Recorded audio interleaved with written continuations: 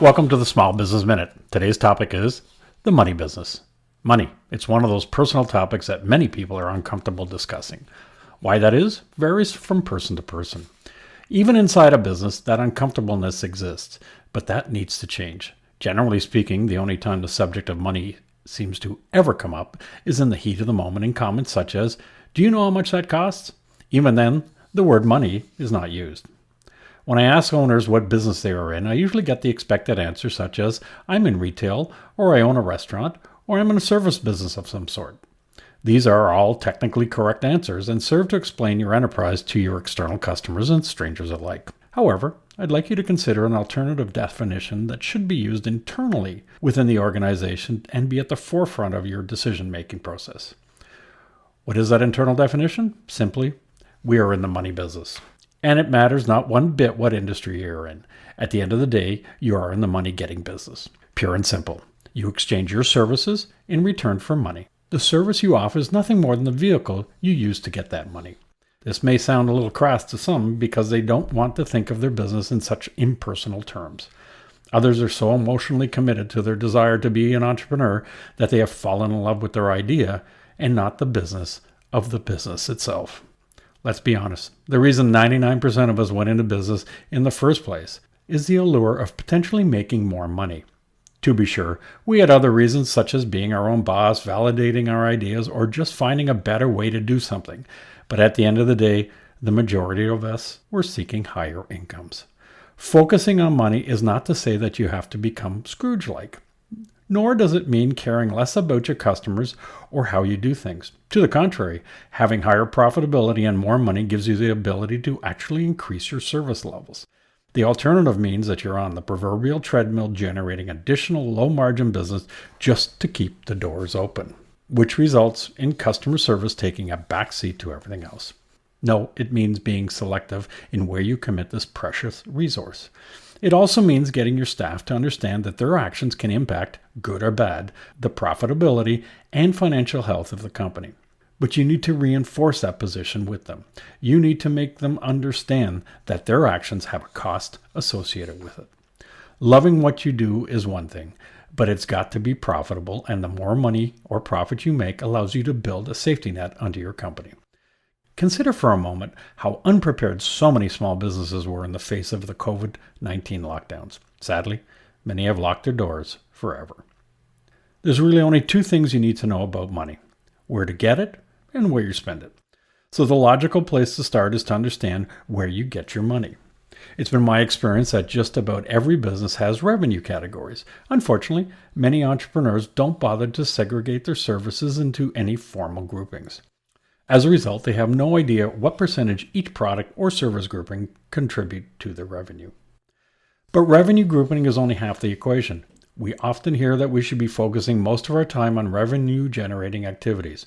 I absolutely agree that this should be every entrepreneur's priority, with one added caveat. These revenue-generating activities need to be profitable and should be focusing on the most profitable of these activities. Therefore, in order to determine which revenue-generating activities are the most profitable, we need to be able to attribute what it costs to generate those revenues. You do so by allocating all the expenses incurred to each of the revenue groups. In doing so, you can now determine the most profitable areas of your business. In other words, what's making you money, where are you losing money, and everything in between. By having the ability to analyze your revenue categories, you can begin to make educated decisions. When you consider how much labor, overheads, and other expenses go into generating revenue, and then to find out you lost money or only broke even, it's heartbreaking. Granted, getting a nice big check for a project you just completed is a wonderful feeling. However, if it has low profit margin, you are effectively just trading dollars. So first and foremost, you need to prioritize your activities on the most profitable products and service you offer. Then you need to determine how you can increase your activity on these most profitable items. At the end of the day, your objective is to narrow your focus to those items or activities that are the most profitable and quit wasting time on marginal ones. There are only so many hours in a day available to you and your staff. If you subscribe even just a little bit to the 80-20 rule, you'll quickly determine that a lot of your energy and staff is wasted on low-value products and activities. I know many will say they have to keep their prices low in order to compete. This is where you need to get your head around the fact that you're in the money business. If that's truly the case, get the heck out of that line of business or quit offering that product. If you need to stay in that line of business, then find a way to increase the value of your offer without increasing your costs. That way you can demand a higher price, thereby increasing your profits. These decisions are well within your control. Many years ago, I undertook this exercise to determine where we were making money. Although it was a tedious process, it was an eye-opener. The net result of that undertaking was that I cut over $300,000 of revenue from the company by identifying low-margin activities and clients in industries where, due to competition, we were unable to manage any form of price increase to make them more profitable.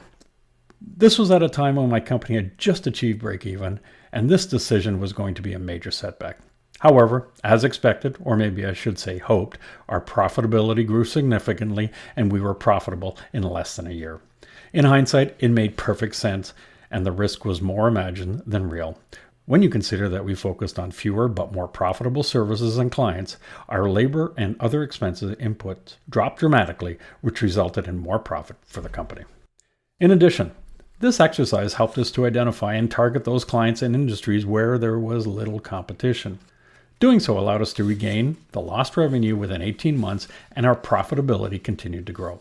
Just to reinforce this point, COVID-19 forced many global food companies to reduce their product offerings in order to focus on their core products.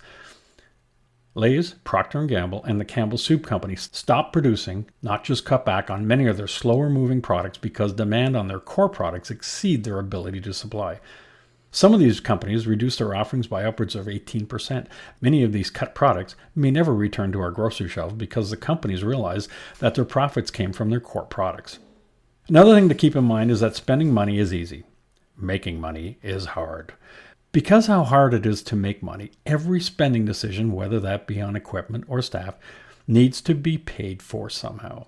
For example, if you're netting 10% profit on the bottom line, a $10,000 expense requires you to generate an extra revenue by a factor of 10. In other words, you need to generate $100,000 in additional revenue just to cover the cost of that expense. So before you or your staff clicks the Add to Cart button or slap down your credit card on supplies or that new piece of equipment, you better make sure it's necessary. Because at the end of the day, that's less money you'll be able to take out of the company personally. Money is such a precious commodity in any business. Some of the benefits of having money in the bank is that it's a great stress reliever knowing we have the capabilities to meet our obligations. Taking that stress off the table then allows us to concentrate our time on more productive duties. It's in times of crisis that the importance of money is reaffirmed. Crises come in all shapes and sizes, from key customers that quit buying to pandemics. Each can seriously mess with your business.